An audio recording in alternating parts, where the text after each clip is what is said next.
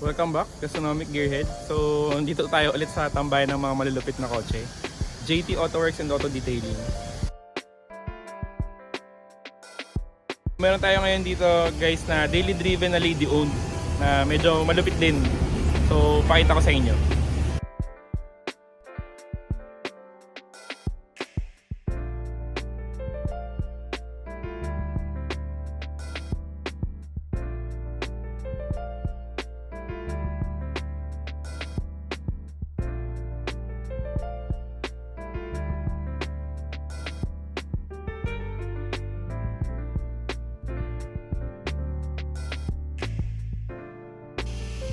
So ito guys, Toyota Corolla Big Body AE101. So tara tingnan natin kung ano man nakakalagay dito.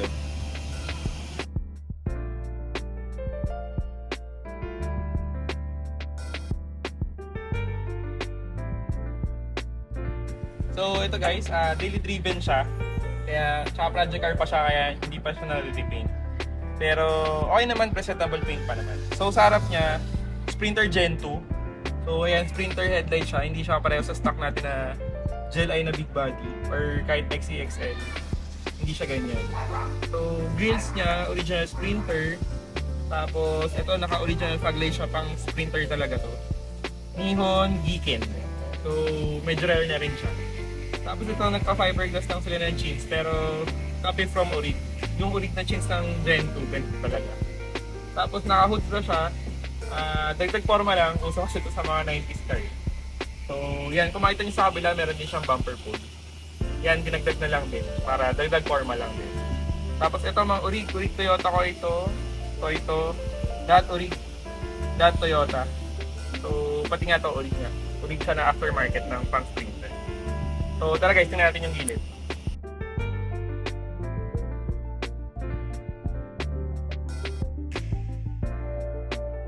So guys, ito yung gilid. Nasa gilid tayo ngayon.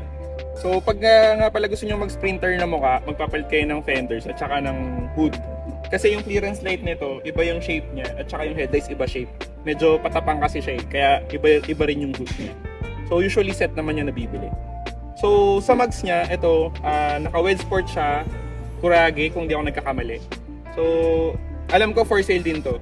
Kung interested kayo, inquire na lang kayo sa JT Auto Works and Auto Detailing. So, size 15 siya. So, ito, naka-meaty tires din, 195/55/15s. So, yan, naka-lowered din siya. Tapos, sa gilid niya, naka-side skirts. Side skirt siya, original pang GT siya, pero pang AE101 talaga. Kasi may GT na AE111. So, ito, pang AE101 talaga na GT. So, sa side mirror niya, naka-retract din to. Tapos naka-visor din na Orig na pang AE101 na visor Orig Toyota rin. So yun guys, natin yung likod.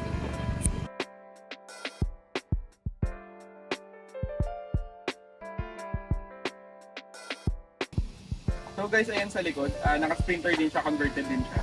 So alam ko kapag mag-Sprinter ka na ganun na pwede, alam ko mag-convert ka din. Yung trunk niya, hindi ko sure kung same sa stock, pero ito definitely may magka-cutting ka dito para makuha mo to. So dapat magaling yung latero mo. Ito, ganda ng pagkatapat eh. Hindi mo halata. Ayan, tapos yung bumper niya, pang Sprinter din siya. So medyo ano siya guys, medyo parang bilugan yung stock natin ng Corolla. Tapos sa after, naka-Toyota siya. Kung makita nyo, naka-Toyota siya na tip. So stock muffler lang siya pero naka-Orig Toyota na din. So yun guys sa likod, yun lang yung sa likod niya. Ito may defogger pero stock naman yan ng Gel Eye dito sa Pilipinas. Basta Gel Eye may defogger siya.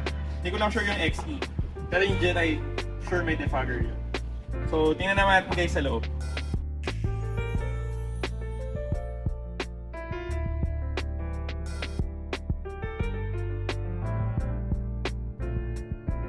So ayun guys, nandito tayo ngayon sa loob. So kung makita nyo, automatic siya. Sarap nito, pang daily. Sabi sa inyo, lady on siya, kaya automatic. Sarap to, pang daily. Tapos ayan sa loob guys, nakastock lang siya ng steering wheel, pang Corolla Gel Eye ito. Pero yung mga aircon vents niya, ayan, nakaano siya, carbon fiber. Pero sabi ng owner, ano daw to, aftermarket, lumabas daw siya nung 90s. Di ba yung ibang Corolla guys, kung mapapansin nyo, di ba kinakabitan yung mga brown wood panels. So ito isa sa lumabas na aftermarket nung time nun. So yan, pati yung driver side, nakaganyan din. Tapos ito guys, naka-retract din siya. Ayan, kung makita nyo yung switch, naka-retract. Tapos guys, sa interior niya, ayan, ito, stock gauge. Hindi ata ito stock gauge. Kung hindi ako nagkamali, baka JDM to. Kasi ang alam ko yung local ng Pilipinas, 240 to eh. Tapos di ko sure kung meron itong mga park, reverse, neutral drive. Hindi ko sure kung meron yan. Tapos naka turbo timer siya. Pero mamaya silipin natin yung makina nito. Tapos, ayun guys, simple lang, naka-alpine, pati speakers niya naka-alpine. Tapos naka-caromating siya. Ayan. Tapos guys, sa interior niya, naka-SE Limited. Sabi, based sa owner, naka-SE Limited siya. Front and rear. Ayan. Front and rear seats, SE Limited. Pati sidings niya, SE Limited. Yan, terno yan guys. Tapos, ito guys, map light.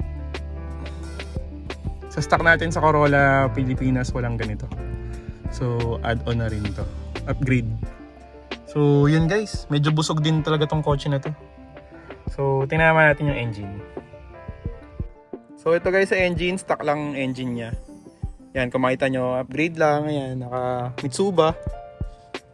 Tapos, naka headers. 421. So, yun lang. Tsaka cold air intake. Yan, the rest stock na.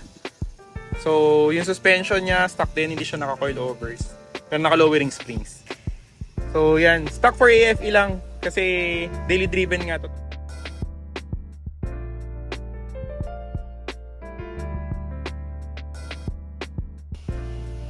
So guys, ayun. Isa na nakambusog na kotse na nakatambay dito sa JT Autoworks and Auto Detailing. Kaya ako, paborito ko tumambay talaga dito eh. So guys, ito nga pala yung services na in-offer ng JT Autoworks and Auto Detailing.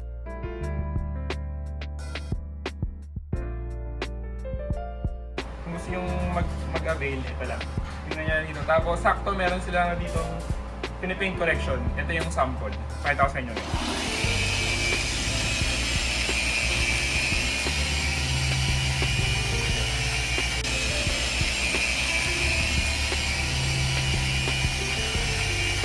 So, yun guys, A101 Toyota Corolla Big Body Sprinter.